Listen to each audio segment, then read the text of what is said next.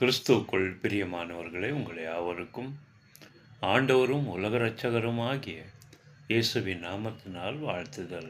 ஆமென். பரிசுத்த வேதம் சொல்லுகிறது, மனிதனோட சரீரம்தான் தேவனோட ஆலயமாக இருக்கிறது.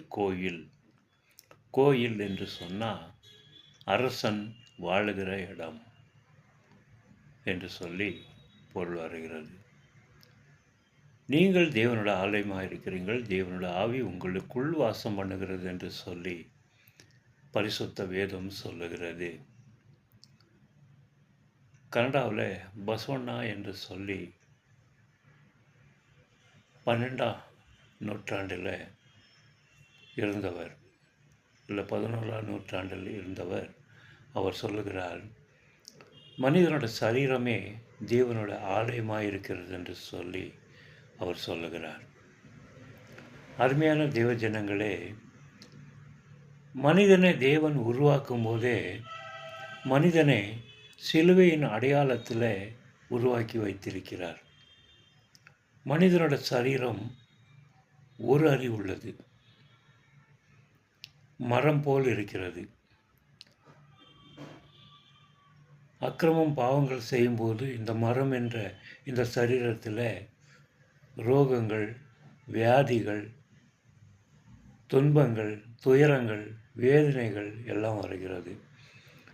இதிலிருந்து நாம் தப்பித்து கொள்ள வேண்டும் என்று சொன்னால் நம்மோட சரீரத்தை தேவனோட ஆலயமாக நாம் வைத்து கொள்ள வேண்டும்.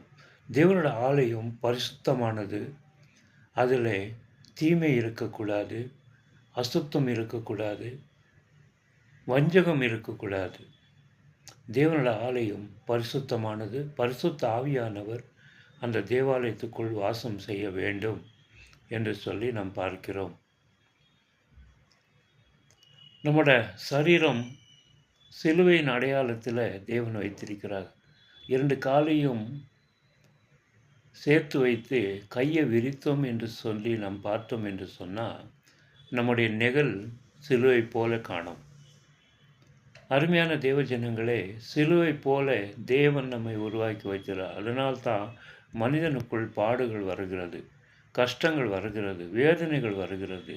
அது எல்லாவற்றிலிருந்து தேவன் நம்மை தப்பு வைக்கும்படிக்கு அவரே அந்த சிலுவை மேல் தன்னை ஜீவ பலியாக கொடுத்தார்.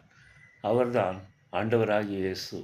நமக்காக தன் ஜீவனையே கொடுத்தார், ரத்தம் சிந்தினார். ரத்தம் என்றால் ஜீவன், உயிர் என்று சொல்லி நாம் வேதத்தில் வாசிக்கிறோம். அந்த தேவனை நாம்